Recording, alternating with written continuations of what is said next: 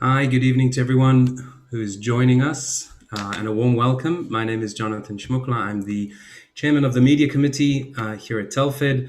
It's great to have so many of you joining us for what is a very interesting, very topical topic at this point. Everything you need to know about the COVID-19 vaccination here in Israel. So it's great to have you all joining.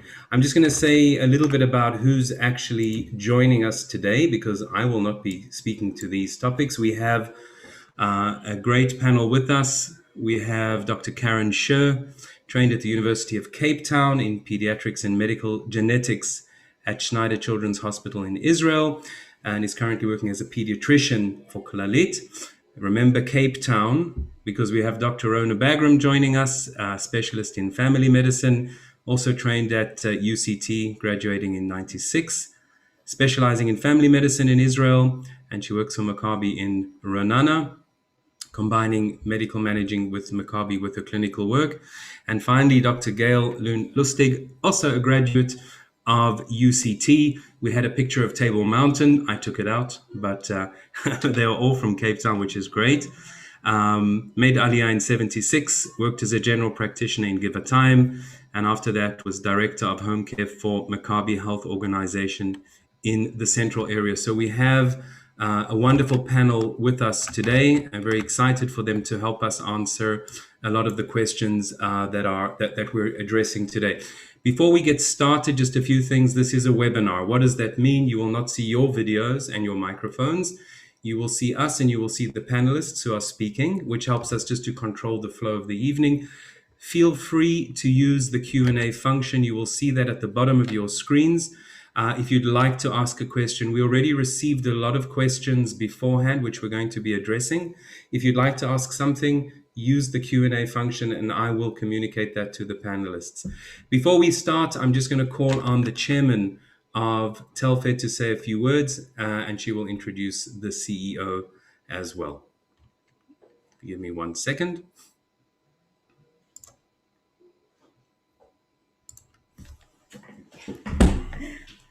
That looks even So good evening to everybody. My name is Batya Shmukla. I'm the chairman of Telfed, South African Zionist Federation, Israel.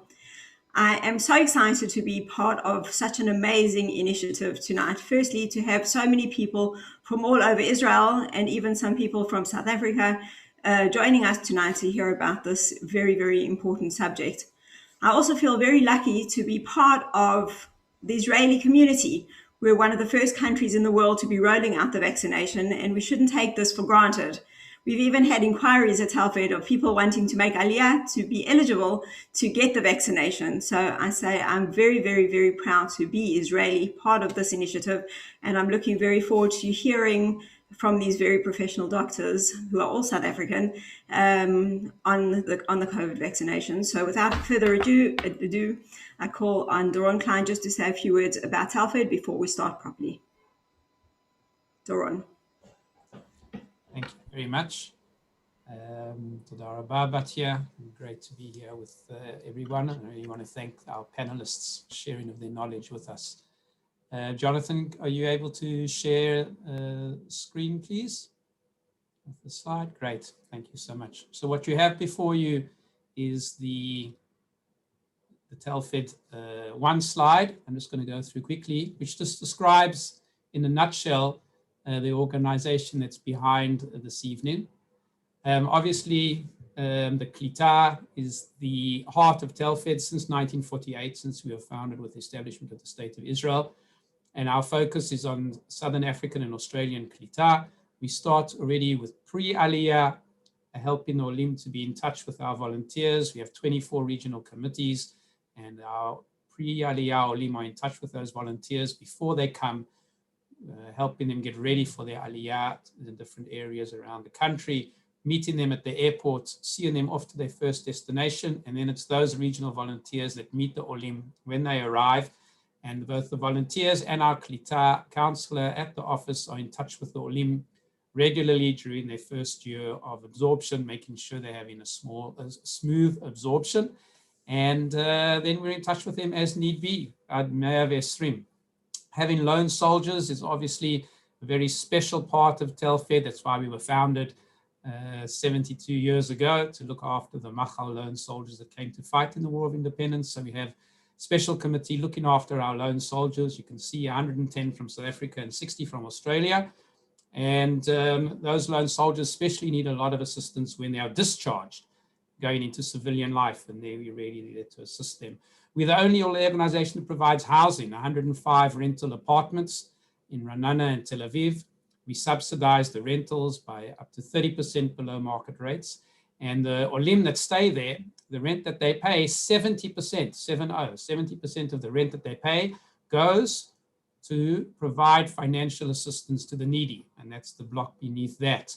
Financial assistance to about 400 needy Olim every month. It's over 2.5 million shekels a year of financial assistance, making sure that people have a roof over their head and food to eat, and a full-time social worker to assist people that need initial counseling. Our events today are all online events like tonight. We hope soon to be able to see you guys also in person. But you can see on average, we have 90 events a year. That's about 1 to 2 events a week. And please enjoy and join our online events. So that's about 5,000 participants a year. If you're not getting the Telfed magazine or our newsletter, the newsletter goes out to 10,000 recipients once a month, then please let us know so we can update you on our database. And please join our Facebook page, Instagram, keep updated about what's happening with the South African Jewish community in Israel. We give out over 400 scholarships every year. That's scholarships based on financial need, scholarships that involve volunteering in the community, 3 hours of volunteering a week. That's the Prus scholarship. Those 2 scholarships can get together, can give a student about 9,000 shekels in total. That's the potential where they can get to. And we also have a scholarship track for people that are here studying that have yet to make Aliyah and are still thinking about it. South Africans that come to study here at university. So also over 2 million shekels a year in scholarships. And the scholarships go to South African Olim, their children and their grandchildren. So please make sure that you guys are on the database, including the next generations, so that you can give them those scholarships and they can apply for them. We spoke about our volunteers, 250 volunteers involved in Telfed. Each one of these squares is a staff member and a group of volunteers, and our regional volunteers all over the country. You can see here our volunteers volunteering to teach English to Ethiopian Olim, also a lovely project at Telfed called TECI, Telfed Ethiopian Community Initiative. And finally, employment counseling, dealing with the Olim before they make Aliyah, helping them get ready for the employment market after they've made Aliyah, having counseling and seminars. And if you'd like to be a mentor, if you're an expert in your field, please contact us so you can volunteer to be a mentor for our new Olim. And this is certainly a very important service for our Olim, both pre and post Aliyah. So there's Telfed in a nutshell, a wonderful organization also for you to support. So if you're looking for somewhere to give your 2020 donations before the end of this tax year, please think of us. Please go onto the Telfed website. You can donate very easily, and there's lovely cards that you can dedicate in honor of somebody.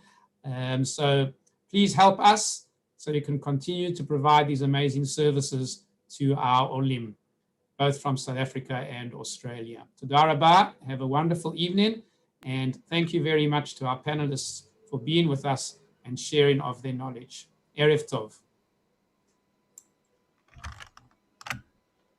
Thank you so much, Doron.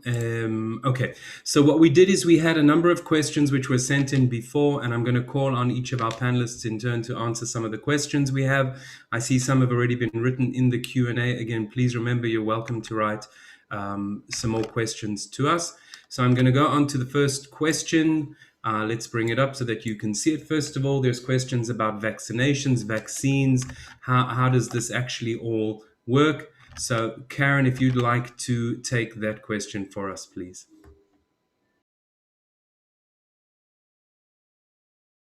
Karen, just make sure that you unmute your microphone, please.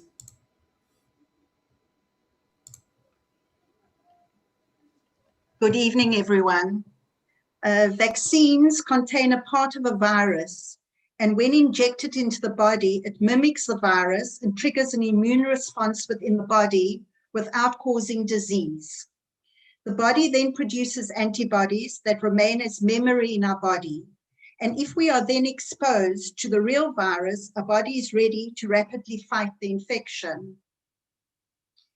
Some vaccines, like the corona vaccine, require multiple doses in order to allow for the production of long-lived antibodies. In the case of the Pfizer, which is the injection being given in Israel at the moment, it is important to remember that we are only considered immunized 1 week after the second dose.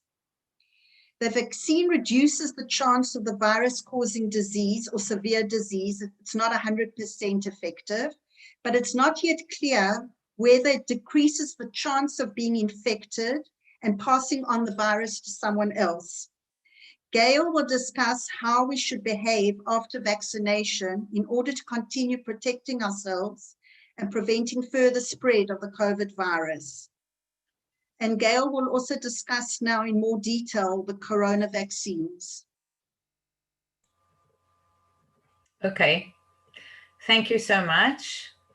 What I wanted to say before talking about the corona vaccine itself is really to relate to what's happened to us this last year, how a little virus, this coronavirus, has caused such a huge threat to our lives, has threatened our peace of mind, caused anxiety, unhappiness, and insecurity in people throughout the world. Each and every one, as we sit here, and even the other people who are not here, have a story to tell about the COVID experience they had in this year, how it affected them. Some have dealt with it more successfully than others. I believe that, supportive relationships and personal programs of physical activity, leisure time, learning things have helped us get over this time. But it really has suddenly landed on us now that a tiny little jab in the arm may just put an end to all of this, an end to all of this anxiety. And the thing that I want to say, and I believe this evening we will clarify these issues, is that this virus, the vaccination that has been produced by two companies, Pfizer and Moderna, works. That's like the bottom line. That's the main sentence I want to bring home to everybody, that it works. It hasn't been investigated all that long, but what we do know now is all those people who took part in the research programs, the people who got the vaccine, and those who didn't, there's no doubt that 94% of people after about 7 days after the second vaccination are protected against COVID infection. And that's the message that I really want to say, what is special about this particular vaccine. It's produced by two companies. In Israel right now, we are all getting and being given the Pfizer vaccine. I think that's enough for now. Thanks. And I just wanted to say it's a huge privilege to be sitting with my two colleagues from UCT. I have great pride in that, and it hasn't happened to me in 40 years, this particular privilege. Thank you. Well, we're glad we could facilitate that. Thank you, Gail. I'm going to ask Rona now. I'm going to combine actually two questions. So there's a lot of questions about why do we actually get vaccinated? What's the use of getting vaccinated? And you hear about people being anti-vaccinations. We shouldn't get vaccinations. So can you deal with, first of all, why are we getting vaccinated? What's the benefit? And then why are people afraid of doing this? Should we be afraid? Should we get the vaccination or not? Okay, Rona, you need to just unmute as well, please. That, by the way, was the most said phrase in 2020. You're on mute. Just so everybody knows. Am I on there? Now you're live. Okay. So just thank you, everyone. Thank you, Daron, Jonathan, Batya, and my colleagues as well. Great to be together. I just wanted to say, firstly, just a little bit of background in terms of why we get vaccinated in general.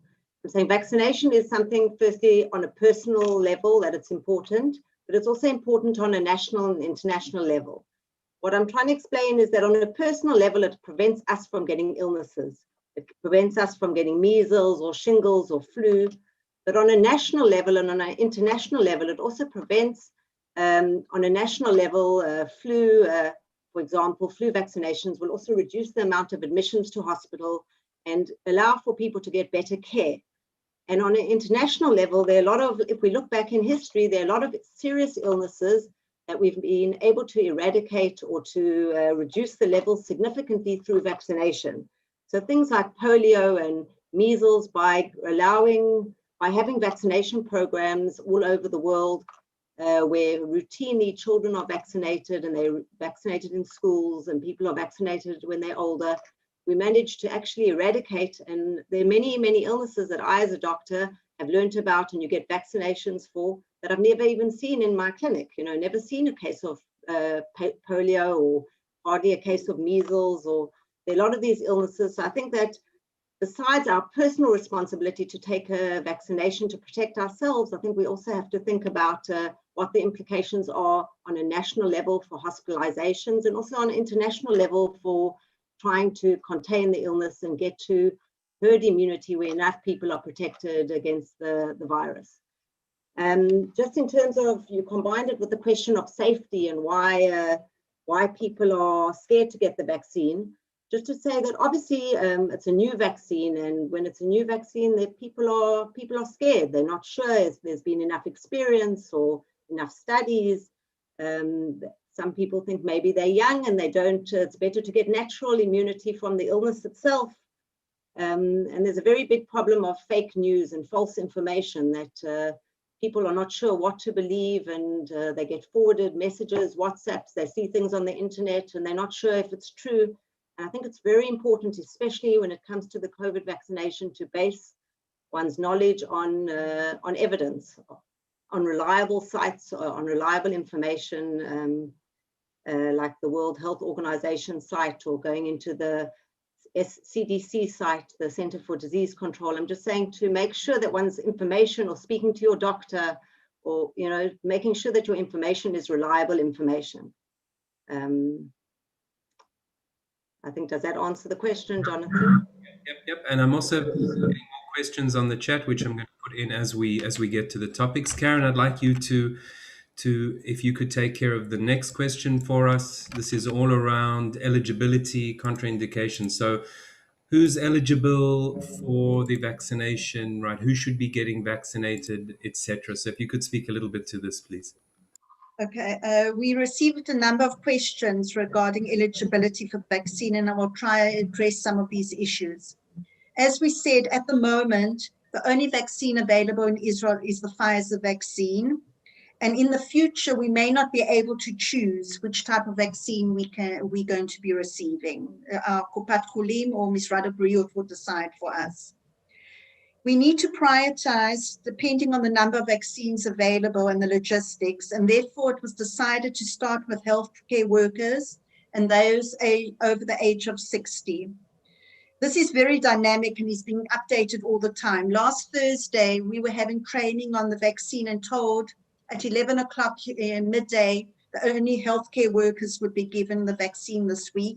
By the evening, it was already on all the media that all those over the age of 60 are going to be eligible. So you'll be updated all the time in media, and you should also be receiving SMSs and messages from your Kupat Cholim when your turn comes up, when your age group or your illness or your group comes up to be immunized. It appears that within the next week or two, it's going to be people under the age of 60 and other risk groups. So keep watching and listening. We received questions about specific medical conditions, and we'll not be able to answer these. You need to discuss it with your GP and your specialist, who will consider with you the risk of contracting the disease versus your personal medical conditions. So please be in touch with all your personal questions with your GP. At the moment, the main contraindication to the vaccine relates to allergic reactions, and Rona is going to enlarge on this later. What about retirement homes? This will be under Misrad Briut, and outsourcing, like with MADA, will be coming to the retirement homes to immunize, and this should also start in about a week or two.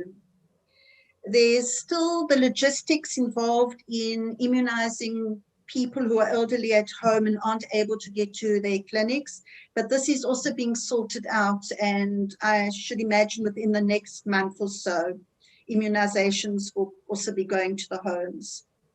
We were asked, what about carers? At the moment, what we understand is that if you go to get your immunization and your carer goes along with you, the carer will be immunized at the same time. Another question was about children. The Pfizer vaccine has been tested for those over the age of 16. The Moderna vaccine for the over the age of 18. So at the moment, when it gets opened up to groups, it will only be for those over the age of 16. But there are ongoing studies, and we presume in the near future, at least between the 12 and 16-year-olds will start getting immunized as well. We were asked about babies being immunized. That should probably take a longer time. It's the same as the flu vaccination isn't given to children under the age of 6 months. But the children will start getting the vaccine as well. There was a question about whether people who have been previously infected with corona should get the vaccine.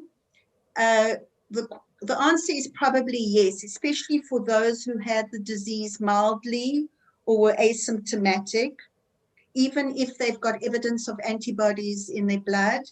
But at the moment, they're not high priority. And the reason for this is we're not quite sure at the moment how long the natural antibodies, the antibodies you develop after the disease, last. There's evidence that it's at least 3 to 4 months. I read an article this evening that it could be up to 8 months. So people who have been ill before will be encouraged eventually to get the immunization as well. What about pregnant and breastfeeding women? Last week, we were told pregnant women and breastfeeding women, or women planning to become pregnant, women planning IVF, were going to be excluded. But from this week, it's not a contraindication. In fact, pregnant women are considered at high risk. And at the moment, the indication is to immunize pregnant and breastfeeding women. Another question we received was, what happens if for any reason you can't receive the second immunization on day 21? From what I understand, you can postpone it to day 28. So you've got a window between day 21 to 28 to get the second immunization. Any further delay you should discuss with your doctor, but please remember, you're not fully immunized until 7 days at least after the second immunization. Because we were asked, what about traveling after if you have only one immunization? You're not considered fully immunized. If you've received another vaccine, for example, the flu vaccine, you need to wait 14 days between the vaccine and your corona vaccine. This is that if there's any side effects, it will be able to be related to which particular vaccine. We received a question about those living in Israel who do not have full Kupat Cholim coverage, and whether they can get the vaccine in Israel and where they can get the vaccine. This you need to find out from your insurer if you're covered and where you can get it. At the moment, from what I understand, there's no private vaccination program in Israel. And then if you've got any questions, please contact your clinic.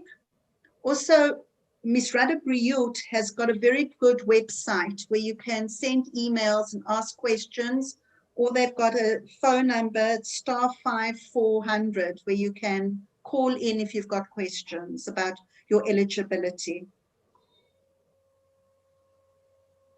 Great, Karen. Thank you very much.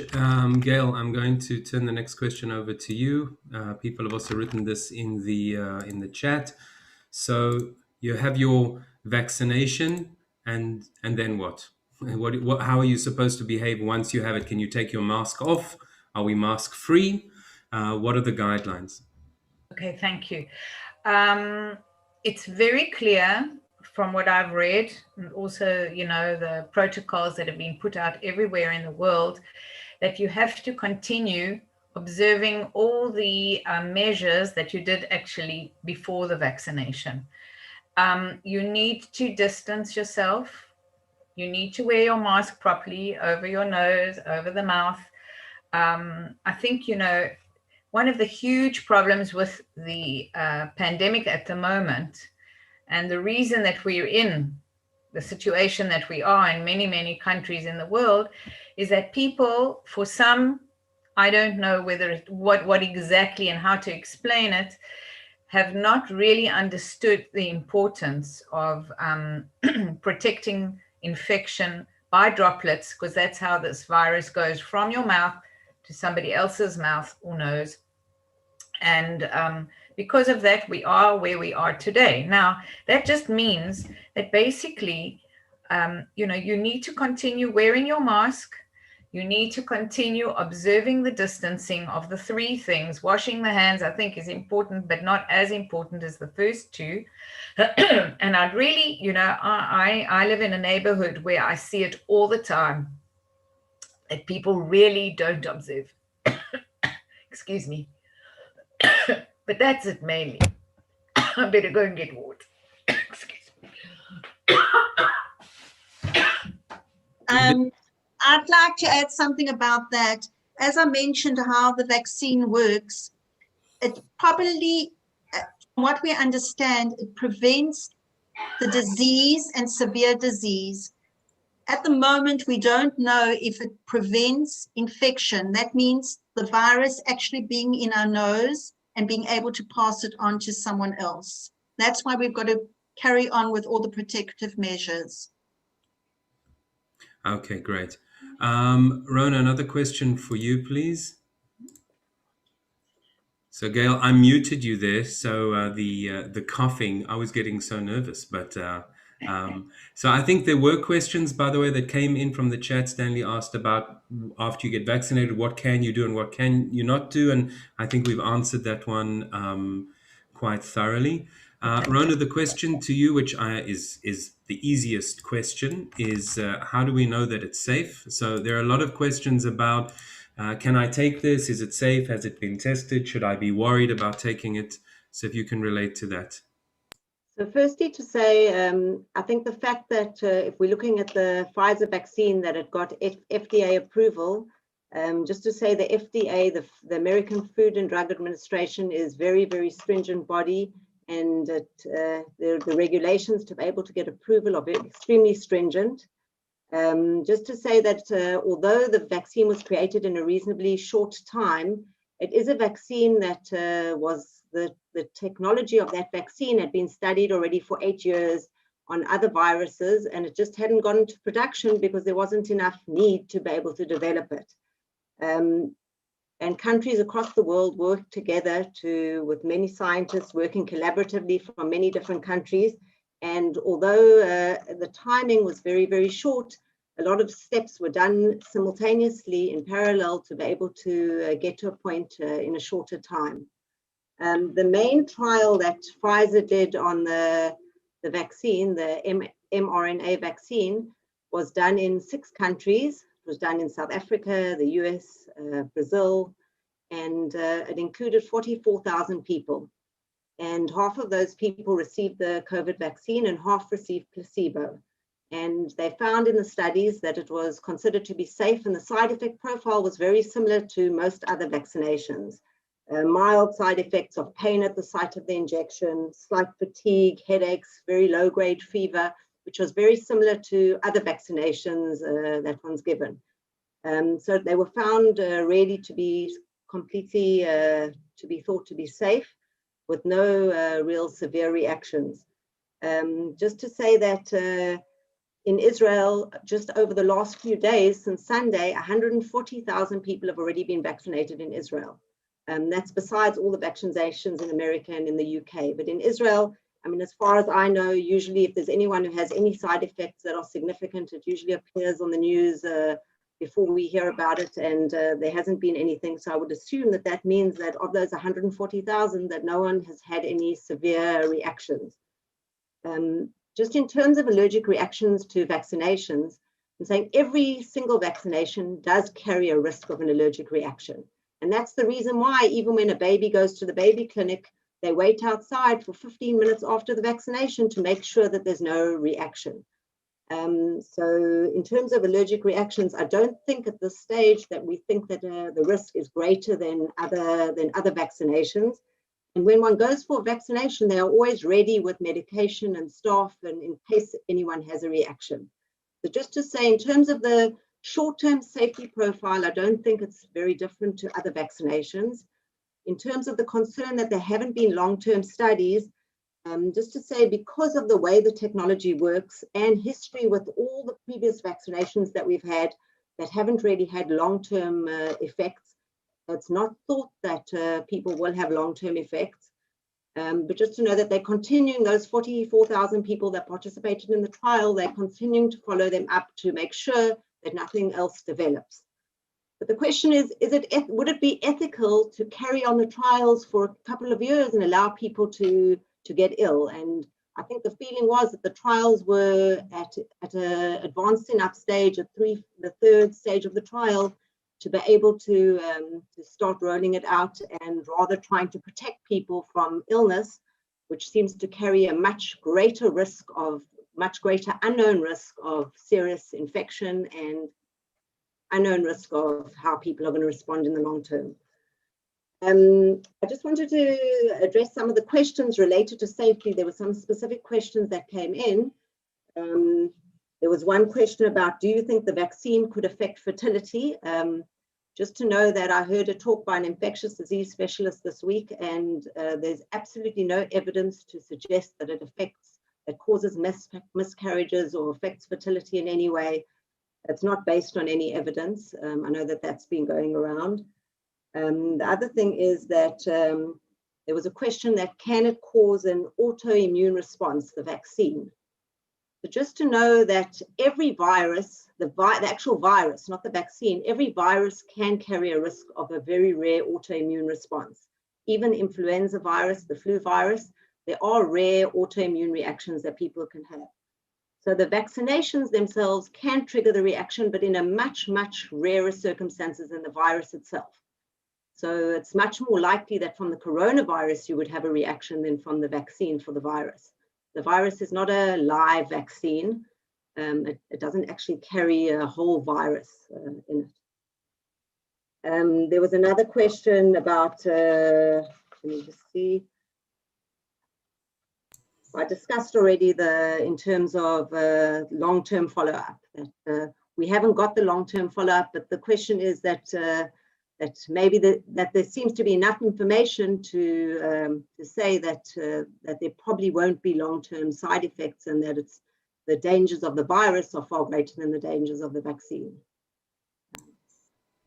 Great, thank you, Rona. And again, Gail and Karen, if you want to again chime in on any of these, you're welcome to do that. There's been a lot of talk, and Karen, I'm going to ask you if you want to deal with this one about the mutation. Okay, there is a new strain. I think there's several new strains of the virus. That's what viruses do best, is that they survive and they adapt.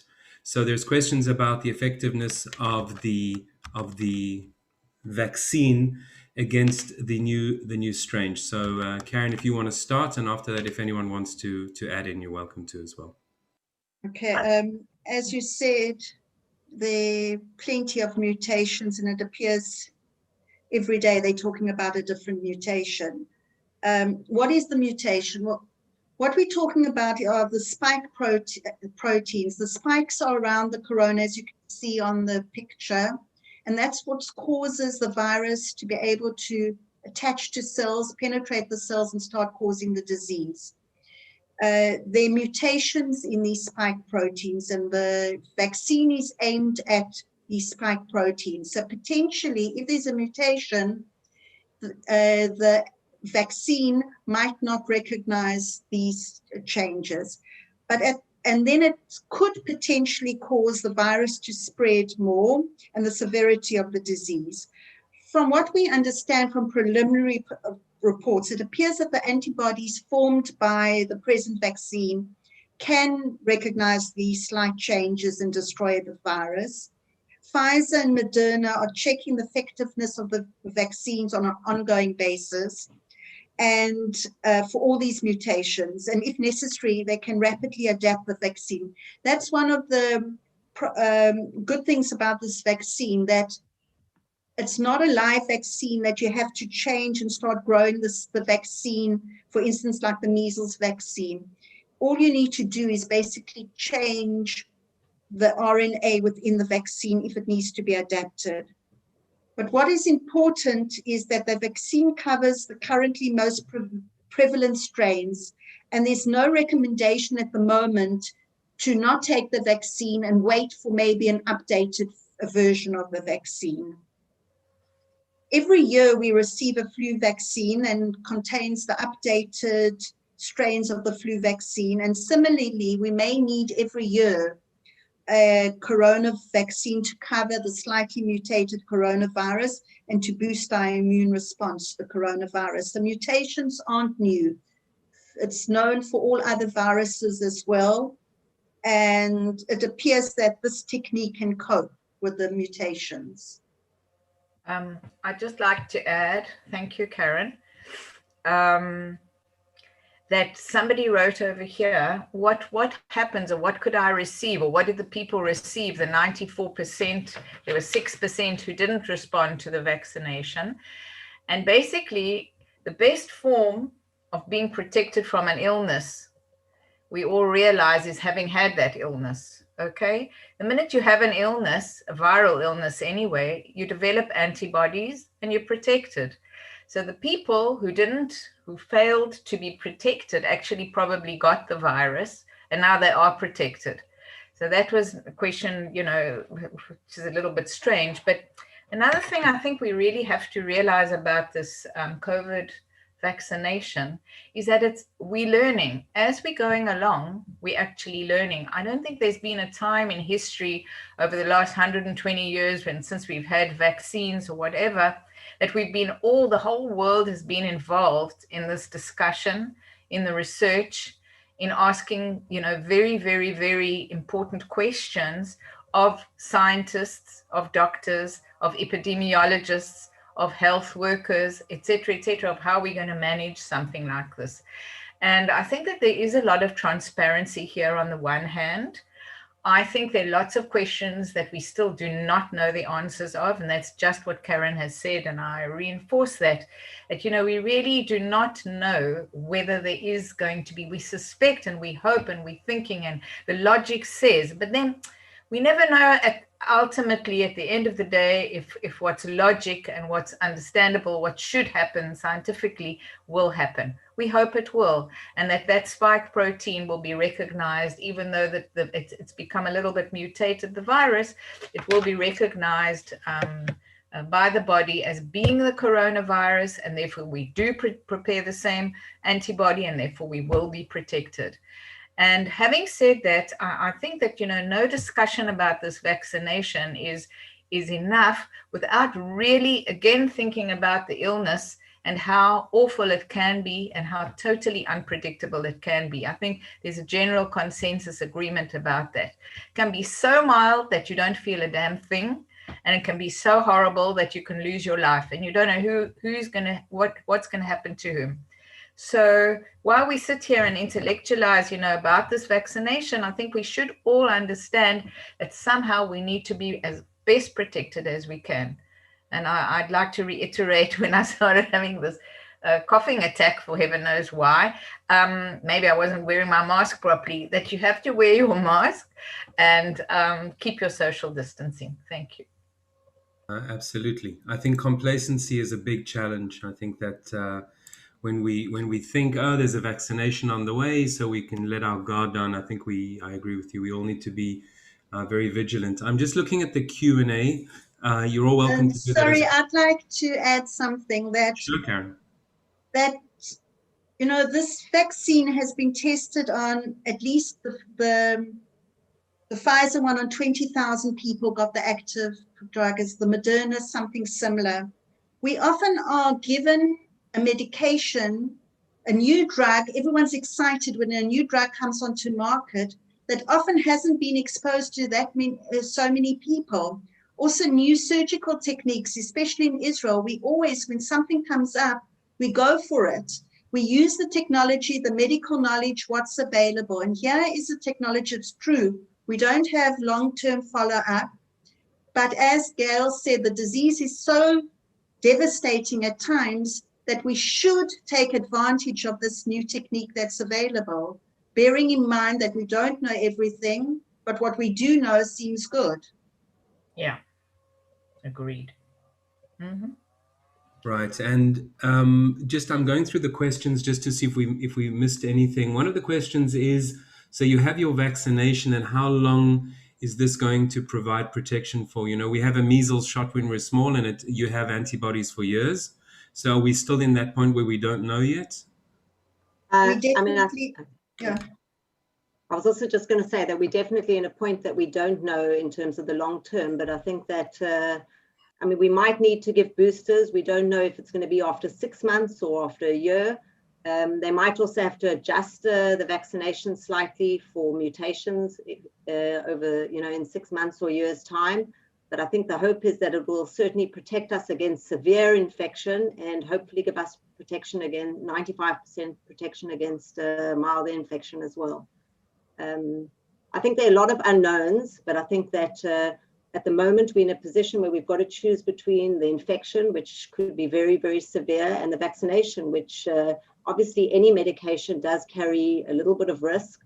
But I think with all the information that we have, I think when we weigh up the risks and the benefits, certainly when I look around at my colleagues, I think, you know, most of them this week rushed straight away to get their vaccinations. I can say in our clinic, we all were vaccinated already on Sunday, and no one has really had any significant effects other than a little bit of a tender arm. So I think, you know, when looking between the infection and the vaccination, I think most of us feel strongly that the vaccination is really, on a personal level, our way of protecting ourselves, but also on a national and international level, maybe our way of getting out of this pandemic and being able to start living life again. We need to get to at least 70% of the population immunized, 70–80% for it to be what's at the moment we think will be herd immunization. So everyone plays their part by getting immunized. Karen, can I just ask you to, you know, when the virus started, you know, Sweden was saying, hey, we're going to go for herd immunity. Can you just explain to us clearly what that means, herd immunization? Gail, would you?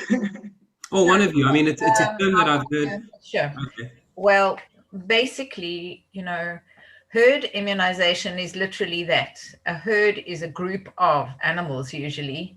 I mean, but we can also say that people are herds. The more people who are vaccinated or are immune to a certain illness means that the fewer people are going to be infective. So if we've the more people basically who are not, you know, vulnerable anymore to a certain virus, the more we have, the less it will be passed on.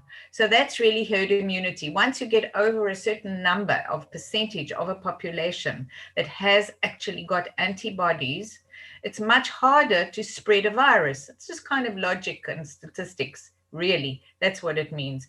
And so, you know, in the olden days, there wasn't such a thing as a vaccination, and there was probably at the end of the day herd immunity after so many people died. But now, as Karen says, we have to get to a certain percentage, 70%, after which it's far less likely for you to catch a virus because there are far fewer people with it. So that's really what it is. It's kind of quite simple, really.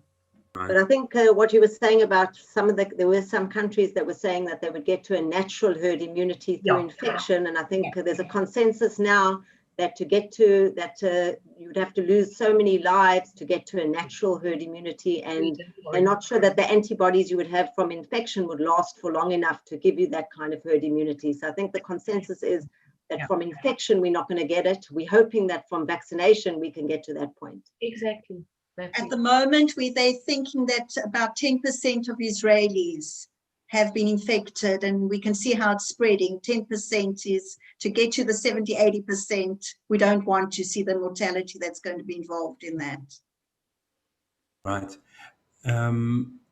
Thank you so much. I'm going through the chat questions, which I think have all been answered. Just again to reiterate, we're not going to answer specific medical conditions, which again, Karen, your advice was to consult with your medical practitioner. I just want to say again that all of the opinions being expressed this evening are not on behalf of the Kupat Cholim. Okay, these are Gail and Rona and Karen are expressing their personal opinions as doctors. Okay, so this is not an official briefing of any of the medical health funds. I don't see any other questions. I'm just going to give everybody 60 seconds to write anything more you'd like to put to the panel. I think people wanted to know how to book, how the logistics. Yeah, how do you go about actually getting, where do I go and get my vaccination? Absolutely, you're right. I know, and someone also asked whether there would be an English service for scheduling appointments. No. Okay, just to say, in Maccabi, I mean, at the moment, everything's in Hebrew. I mean, you can certainly through Maccabi, you've got to either do it on the telephone or do it on the Maccabi app, which has only just opened up, I think, in the last day. Unfortunately, they've been completely overloaded this week with calls because there's been a tremendous demand when they opened it up for the over 60s. But just to say that every day they're opening more appointments and they're opening more places for vaccination. And I think you've just got to keep on persevering. I certainly can see from my patients that many of them are managing to make appointments, and people are really excited about the fact that they have appointments and, you know, that they're getting the vaccinations. I've never felt that excitement of people get the vaccination and to get the appointment. Karen, just a question. It's the same in Clalit, that there are various options, like in Maccabi, you can either phone the Moked or you can go onto the website. From this week, you're automatically getting 2 appointments, 21 days apart. And there was a question whether someone said if they don't have a Taudat Zahut, can they go and do the immunization? Yes, you don't need your Taudat Zahut, you need your Kupat Cholim card, and that gets swiped. And then you're another thing is that, as I said in the beginning, it's very dynamic. Keep up to date with what's going on. You should be getting messages from your Kupat Cholim when it's your turn to make the appointment. And if your appointment is at the moment, like people have got appointments in February, March, don't be worried. More appointments are being opened up, and you might even be contacted by your Kupat Cholim to bring forward the appointments. And don't feel that you're being neglected, that you're not going to get an immunization. There's plenty out there, and you're going to get immunized. I just wanted to say since I volunteer at Beit Protea, you know, that is the retirement home for those who aren't in Israel and listening to us, the retirement home for ex-Southern Africans in Israel. They are all going to be vaccinated. It took a little bit of logistics, but next Thursday. So next Thursday, Misrad Briut will be coming to Beit Protea and actually vaccinating 100 plus people.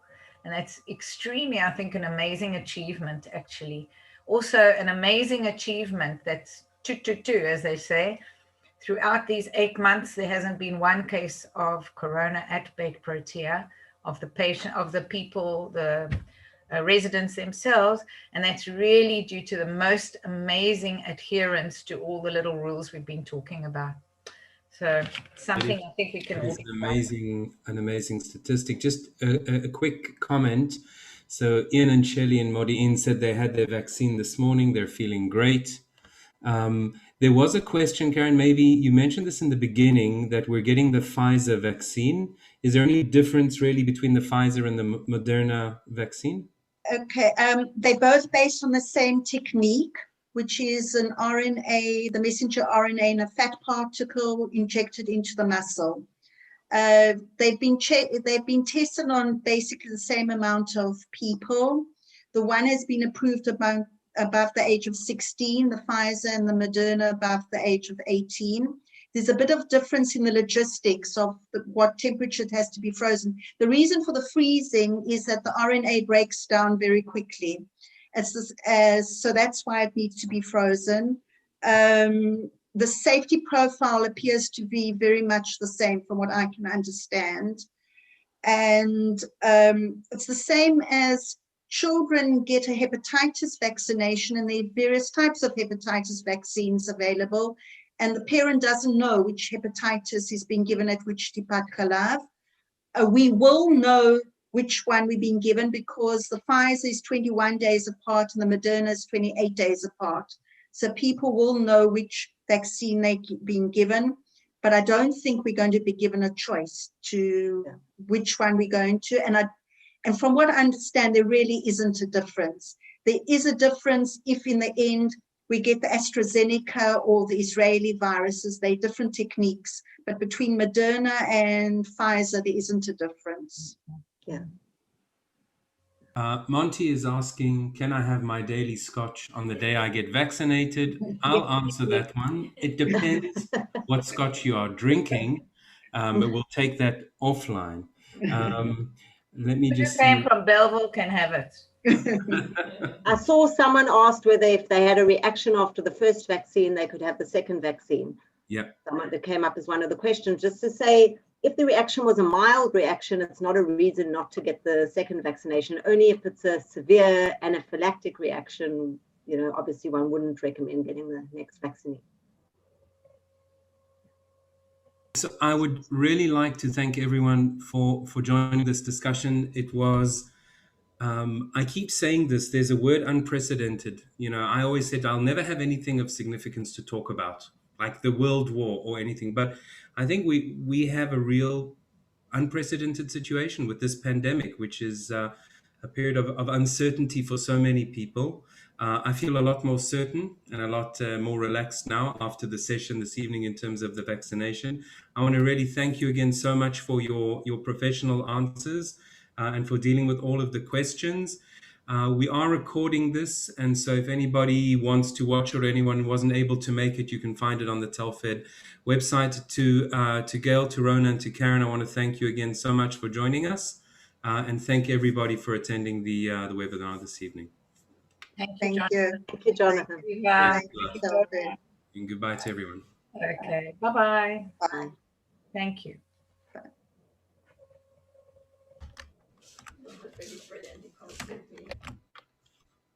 Do we leave now? You are more than welcome to leave, but you're shouting thank you. Here is my daughter who is live, the attendees. She is a vegan. We don't know where we went wrong. It happens in the best of families. If your kids are vegan, speak to me. I'll try and help you. Not vegan. Yeah.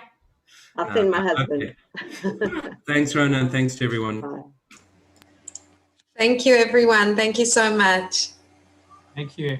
Thanks Thanks to an everyone. amazing panel. Thank you.